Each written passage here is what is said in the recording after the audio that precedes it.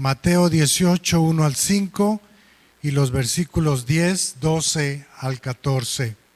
En aquel momento, los discípulos se acercaron a Jesús y le preguntaron: ¿quién es el mayor en el reino de los cielos? Entonces Jesús llamó a un niño, lo puso en medio de ellos y le dijo: les aseguro que si no se convierten y no se hacen como niños, no entrarán en el reino de los cielos. Así que el que se humille como este niño, ese es el mayor en el reino de los cielos. Y el que acoge a un niño como este en mi nombre, a mí me recibe. Cuidado con menospreciar a uno de estos pequeños, porque les digo que sus ángeles en el cielo ven siempre la faz de mi Padre que está en los cielos. ¿Qué les parece si un hombre tiene 100 ovejas y una de ellas se pierde? ¿No deja las 99 en el monte y sale a buscar las que se han extraviado? Y si la encuentra, les aseguro que se regocija más por esa que por las 99 que no se extraviaron. Así también, su Padre del cielo no quiere que se pierda ni uno solo de estos pequeños. Hoy, mis hermanos, queremos responder a esa pregunta, a la pregunta que nosotros también nos hacemos. Y esa es: ¿quién es el mayor en el reino de los cielos? Quizás en nuestras congregaciones hispanas y también americanas, de cualquier nacionalidad, tendemos a medir la grandeza con parámetros parecidos a los de la sociedad. El éxito, la influencia, el poder, el talento, las estadísticas, las cifras. Y pensamos: ¿qué iglesia tiene más miembros? ¿Cuál es la iglesia más bendecida por el coro, por la música? ¿Quién tiene más programas que enseñar? ¿Quién tiene el cargo más alto dentro de la iglesia? Y pensamos, y esa es nuestra mentalidad, nuestro parámetro de éxito se mide de la misma manera que se mide en el mundo. Pero Jesús, de una manera especial, trae a un niño y lo pone en medio. Y Jesús no lo elige por sentimentalismo. Escoge a un niño porque los niños de su época eran personas sin ninguna, digámoslo así, estatus social. No eran vistos como influyentes. Hoy día sí, ¿no? Hoy día, a través de la cantidad de personas que te siguen, quizás se puede medir el éxito. Pero en aquellos días, los niños eran puestos a un lado. Yo recuerdo que crecí en un hogar donde no se nos permitía hablar a los niños en las visitas de los mayores. Nos miraban un poco brusco cuando queríamos decir algo, porque no teníamos por qué interrumpir una conversación de adultos o de personas mayores. No sé cuántos de ustedes crecieron en hogares así, donde se nos callaba, se nos decía: no vayas a interrumpir, no vayas a pedir nada, no vayas a tener alguna de estas rabietas en frente de otros.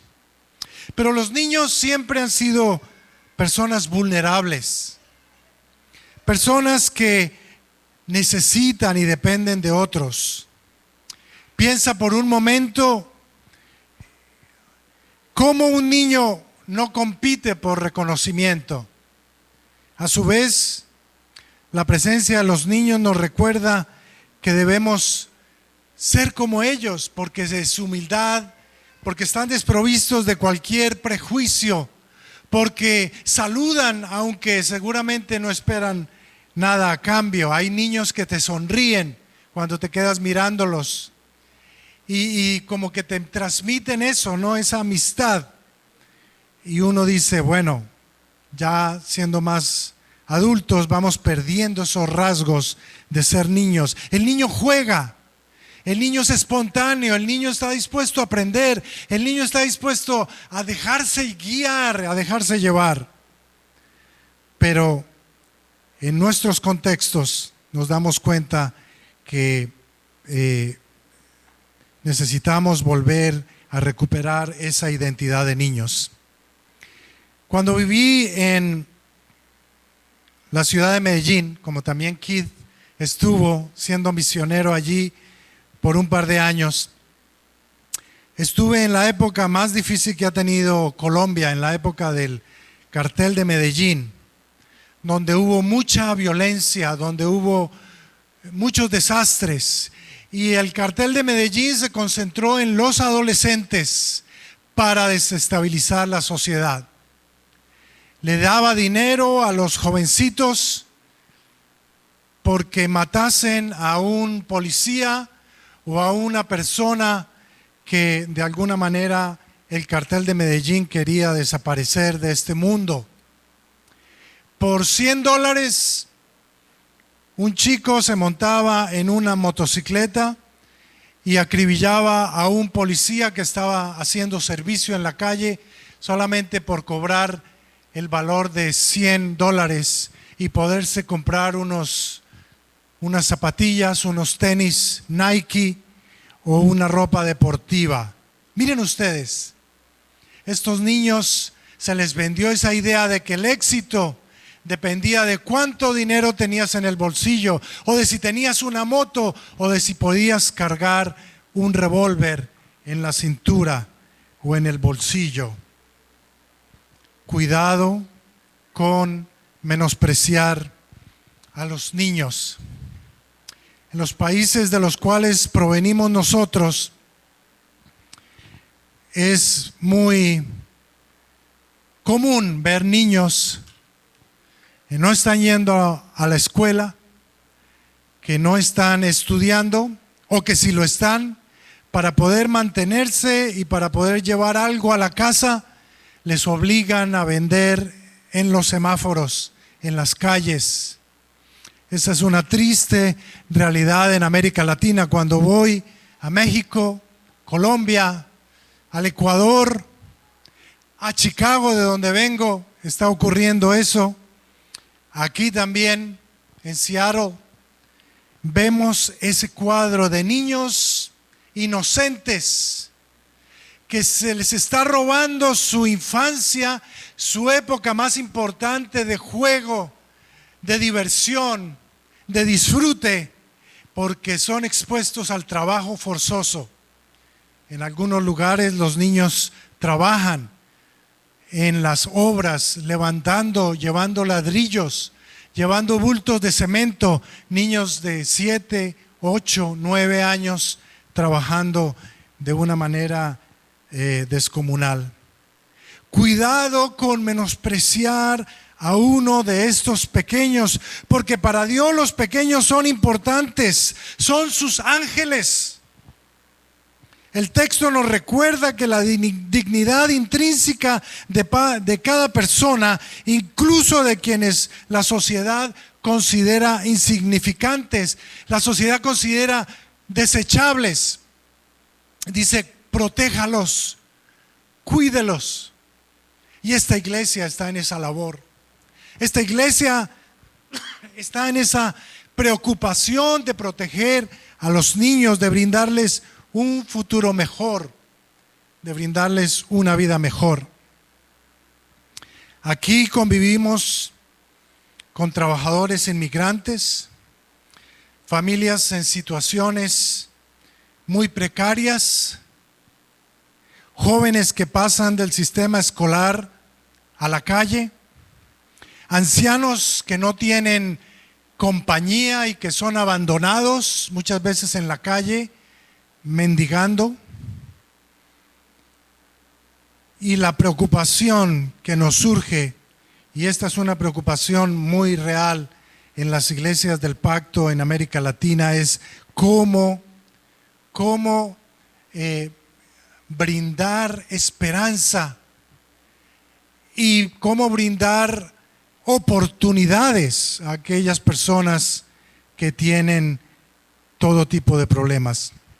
Y a veces la iglesia cae en la tentación de priorizar programas que traigan buenos resultados, hacer eventos grandes, tener conferencistas importantes, no yo, tener actividades que llamen la atención y descuida la atención de los más frágiles. Jesús nos corrige: la comunidad que desprecia a los pequeños se aparta del corazón del Evangelio. Cuando el Señor nos llamó a trabajar en España, estuvimos trabajando con una iglesia española. Y por algún curso que yo estaba ofreciendo de teología, llegó un pastor gitano. Los gitanos en España y en toda Europa y también aquí en el continente americano son mal vistos.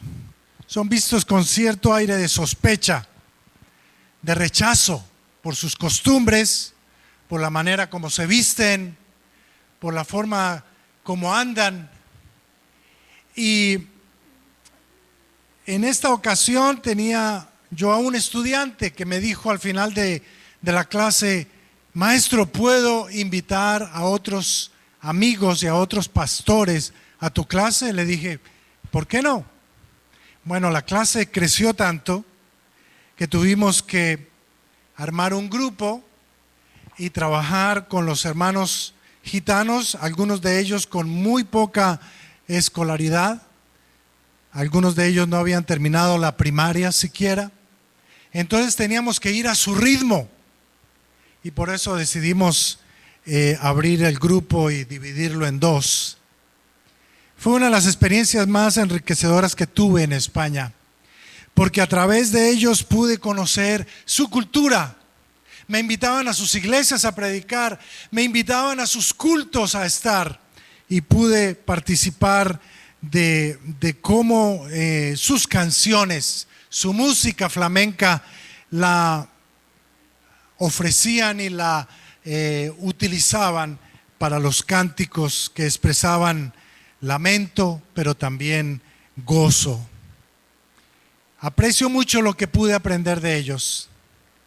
Pero en el fondo lo que más me llegó a decir alguien es: hermano, gracias por haberte hecho uno como nosotros y habernos entendido y habernos tolerado y habernos enseñado y habernos abierto tu clase a nosotros para aprender más y conocer más de la palabra. Así que, mis hermanos, ¿cuáles son las personas débiles, vulnerables que el Señor te está llamando a acercarte? ¿Cuáles son aquellas personas a las que tú necesitas de pronto abrir la mano y decir: Dios me está llamando a hacerlo? Pueden ser personas ancianas, desprovistas de amistad. Pueden ser adolescentes que están perdidos, que están buscando un consejo, que están buscando una directriz, que están buscando un consejero. Puede ser niños muchas veces que necesitan un tutor para aprender un poco más de la palabra en la escuela dominical. Entonces el Señor nos invita, como en este caso, a ser como niños, a volvernos como uno de ellos, que buscan cuidado y que buscan protección. El texto nos invita a pensar en lo que Jesús después termina diciendo con la parábola de la oveja perdida. La oveja perdida. El pasaje como que cambia de dirección. La imagen pastoral nos muestra a un Dios, a un padre, a un pastor que deja a las 99 para buscar a la que se perdió. Algunos dirían, qué irresponsable de un pastor abandonar al redil a irse a buscar a una oveja. No es irresponsabilidad, es compasión, mis hermanos. ¿Cuántos dicen amén? Es compasión, porque quien valora cada vida, así sea una, vale la pena arriesgarse e ir en busca de la oveja perdida. En nuestra ciudad podemos pensar que esa oveja perdida puede ser el hermano que dejó de asistir a la iglesia porque hubo un conflicto, porque algo no le gustó, porque tuvo quizás una discordia con algún hermano. O la joven que se alejó porque experimentó una relación dañina. O el obrero que se sintió juzgado y decidió irse. La pregunta para nosotros es, ¿quién sale a buscarlos? ¿Quién sale a buscarlos? ¿Tenemos equipos? ¿Tenemos una cultura que nos impulsa a buscar al que se ha perdido o al que se ha apartado? En Colombia conocí a un pastor, quizás tú lo conoces, Kid, Omar Chalarca, ¿lo recuerdas? Este pastor, recuerdo que me contaba que a las personas que dejaban de ir a la iglesia después de cierto tiempo, él iba y les daba serenata para que volvieran. Y les daba serenata. ¿Quién, así de esa manera, quién no vuelve a la iglesia? Iba y los buscaba. Hermano, pasé por aquí con su guitarra y dije, te voy a dar una serenata. Y se ponía en la puerta de la casa o bajo la ventana y empezaba a cantar. Él tenía una voz muy gruesa y les daba serenata. Esa era la forma de él de atraer a las personas que se habían apartado. Y tenía éxito. Su iglesia estaba a rebosar, ¿verdad, Kid? Era un tremendo líder, plantador de iglesias, y utilizaba la música y ese don para bendecir a otros, llevando serenata a los que se habían alejado.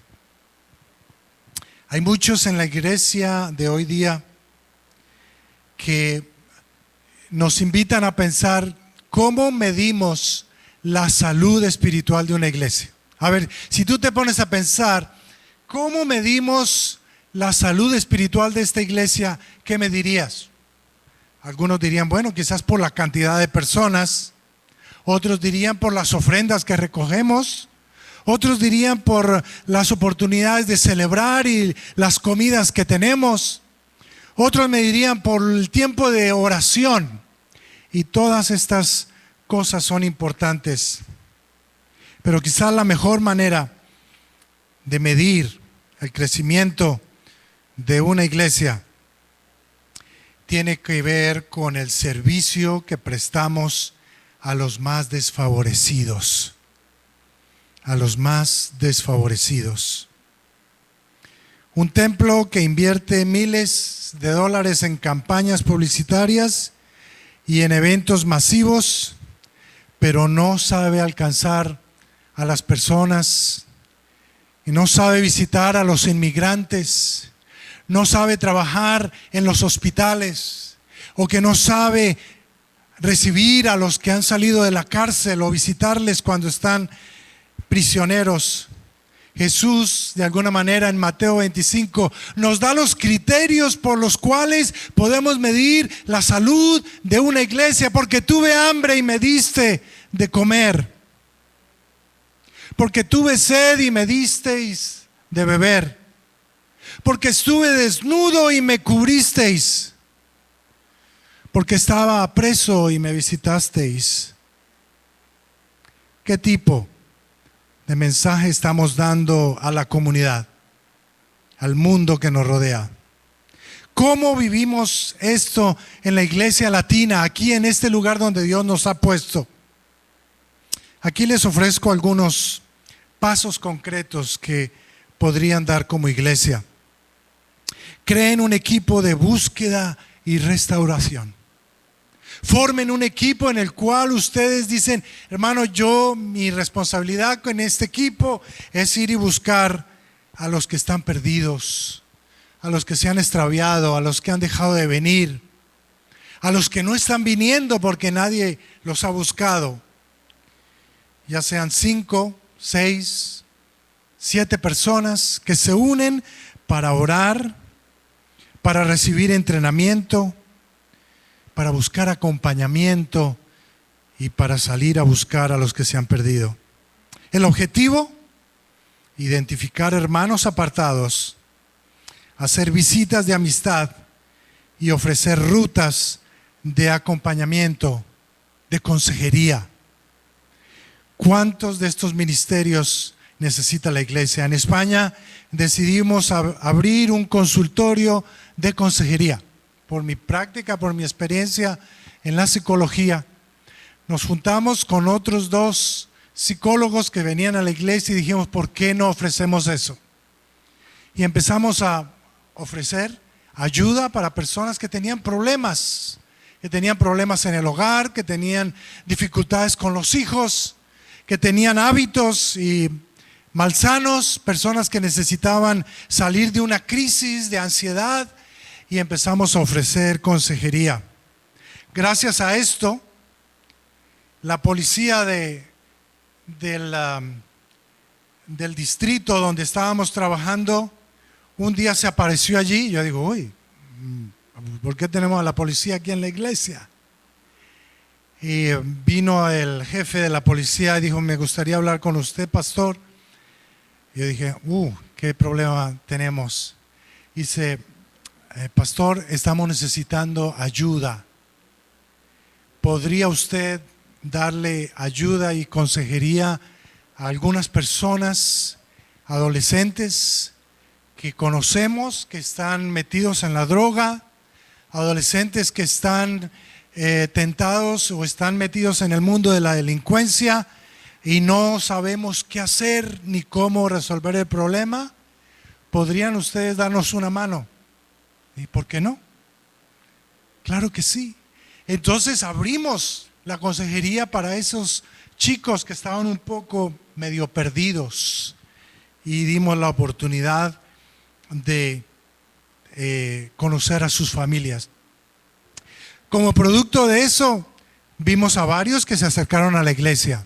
Algunos no volvieron, pero recuerdo una chica que había tenido problemas y estuvo intentando suicidarse. Una niña que tenía problemas, no se sentía a gusto con su cuerpo, tenía un concepto de belleza, tenía problemas de bulimia y anorexia y todo esto, de alimentación. Y llegó el momento cuando decidió, no, aquí no hay nada que hacer, y apaga la luz y vámonos. La abuelita de ella la trajo a la iglesia. Pastor, por favor, ayude a esta niña, es mi nieta, tiene 16 años, pero necesita ayuda. Sí, alcancé a ver las marcas que tenía en la muñeca de su mano y había intentado suicidarse. Le dije, mira, vamos a hablar por un ratito. Si no estás a gusto, tienes libertad para irte, porque ella no estaba muy a gusto. La abuela la engañó para que pudiera venir a hablar conmigo. Le dijo que venía a otra cosa completamente diferente, a tomar unas clases de inglés, y ese no era el objetivo, pero para que viniera. Le dije, mira, yo sé que te han traído aquí con otra historia, pero dame 20 minutos, déjame hablar contigo por 20 minutos. Si no estás de acuerdo, puedes irte. Pasaron los 20 minutos y le pregunté, ¿te quieres ir? Dijo, no, quiero seguir hablando con usted.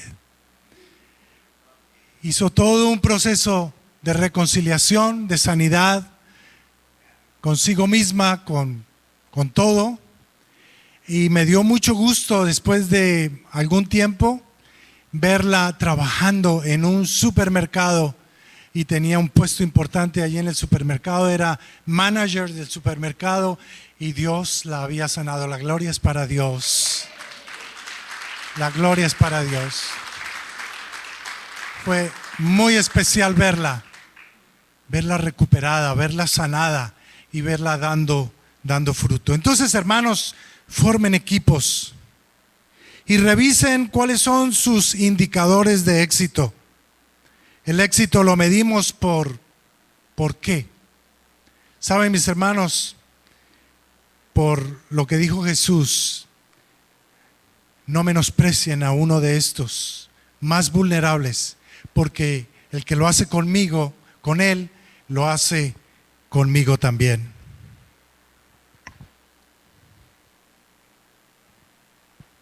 Los más vulnerables. Programas que atienden a niños en situaciones de vulnerabilidad. Madres inmigrantes. Personas que salen de la cárcel. La Universidad North Park abrió un programa a través del seminario en una cárcel de alta seguridad, cerca de Chicago, en Joliet. Y soy uno de los maestros.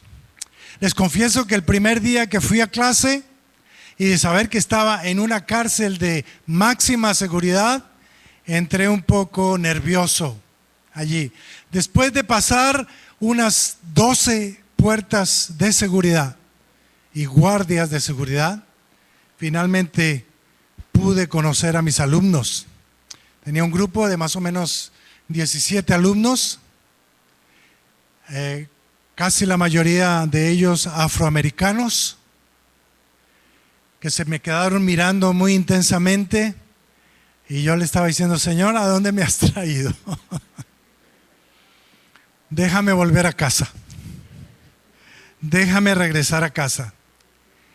Les confieso que también ha sido una de las experiencias más fascinantes que he tenido, trabajar con presos, con personas que han tenido esa oportunidad de experimentar la libertad en Cristo. Muchos de los que están allí no van a salir de la cárcel. Muchos tienen una sentencia de por vida, pero están ministrando a otros dentro de la cárcel. Lo que están aprendiendo del seminario lo están aplicando, y algunos están trabajando allí con los presos más quizás peligrosos que hay de esta prisión, llevándoles el evangelio. ¡Qué bendición! Y hermanos, tenía 2 pastores en esta clase. 2 personas que habían sido pastores, habían cometido un delito bastante grave. Normalmente no me interesa saber qué han hecho ellos y por qué están ahí. Yo les digo: mira, por favor, no me digan por qué estás acá. No quiero saberlo. Lo que me interesa saber es lo que va a pasar de aquí en adelante contigo. Eso, una nueva vida. Porque Dios te va a transformar, porque Dios te va a regenerar y va a ser una nueva vida en tu vida. No quiero saber lo que pasó contigo en el pasado. Bueno, algunos me cuentan en las tareas, en los trabajos, terminan contándome un poco más de sus vidas, pero yo hago como si no supiera su trasfondo. Me interesa saber lo que Dios va a hacer a partir de ahora con ellos. Así que, mis hermanos, eso es parte de lo que el Señor me ha permitido experimentar. Colaborar con organizaciones locales, refugios, centros comunitarios, servicios legales. ¿Cuántos inmigrantes están temblando ahora mismo en nuestra ciudad porque los apresen y los deporten? ¿Quién está preocupado por ellos? Muchos ni siquiera se atreven a salir a comprar comida. Identifícalos. Dile: Señor, organicemos algo, unas brigadas, y les llevamos comida a su casa, porque ni siquiera se atreven a salir por miedo. Y hay muchos, y seguramente tú conoces unos cuantos de ellos. Ofrece oportunidades de servicio. Tenemos que rescatar del Evangelio una cultura del perdón y de la reconciliación. Saben, mis hermanos, me dio mucho gusto ver lo que en nuestra iglesia pudimos experimentar. Una mujer latina dejó la iglesia después de una discusión con uno de los líderes de la iglesia. Meses después, un equipo fue a su casa solo para escucharla. No vinieron con sermones, vinieron con comida y para orar por ella. Poco a poco María recuperó la confianza, volvió a participar y hoy es líder de un grupo de mujeres. La iglesia celebró su regreso, así como celebramos los cumpleaños. Acostumbrémonos a celebrar el regreso de alguien que ha venido. Porque recuerden la parábola, el pastor salió a buscar la que se había perdido y gozoso se la puso en sus hombros y la trajo de nuevo al redil. Luis salió también de la prisión. Se encontró que la iglesia ofrecía un programa de reinserción, que le ofrecía acompañamiento para que pudiera encontrar un trabajo. El primer año fue muy duro para Luis, muy difícil. Se sentía juzgado, se sentía señalado. Tenía todavía el número de registro marcado en su piel. Y fue un año muy difícil, pero con acompañamiento encontró un empleo y hoy lidera un taller de carpintería para jóvenes en riesgo. ¡Qué bendición, hermanos! Hoy lidera un taller y está ayudando a otros chicos a evitar que caigan en las redes del narcotráfico, de la delincuencia. Estas historias nos hacen pensar, hermanos, que vale la pena volver al redil, que vale la pena esforzarnos por hacer lo que hizo el Señor. Hoy les propongo un paso concreto. Formen un equipo, organícense, busquen entre ustedes algunos que sienten ese llamado. Ayer tuvimos un lindo tiempo precioso donde yo le preguntaba a los líderes: ¿cuáles son tus dones? Algunos dijeron: es el servicio, otros la enseñanza, otros quizás la compasión por los más débiles, por los más necesitados. Reúnanse, oren, busquen, hermanos, busquen oportunidades. El Señor quiere hacer un impacto en esta iglesia. Un impacto. Ustedes saben que por la inercia, si golpeamos una de estas bolas, las demás, por inercia, por física, ¿no es cierto?, van a influir y van a hacer que las otras se muevan. Entonces les propongo eso. Creen un equipo en el cual van a generar un impacto en la vida de otras personas y muchos más se van a acercar a los pies de Cristo. Y la pregunta que tenemos que hacernos es, entonces, ¿quién es el mayor?